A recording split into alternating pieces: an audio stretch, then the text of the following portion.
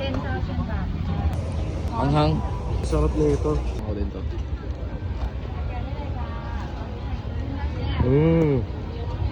Diba? Sarap, di ba? Ito shrimp cake. Ito crab cake. Kukuha ko ng tig-2 para sa amin ni Budoy. Thank you. 10,000 baht.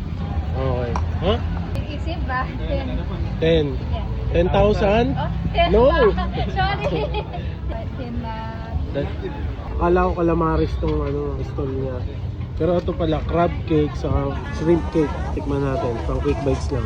Tikman natin yung original ng sauce. Tikman nyo yung sauce niya. Tara, swagabay ito.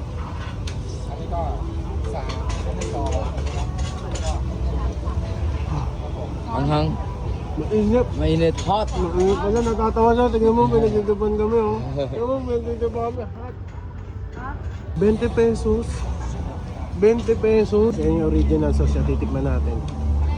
Kasi mainit yung nararamdaman ko kanina eh. Lahat ng ano nila dito parang may lime. Lahat ng sausawan nila dito. Ito yung crab cake.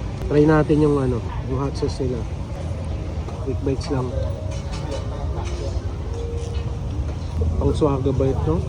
Hindi siya pang quick bites, ang sarap na ito. 20 pesos isa oh. Ayan kalaki.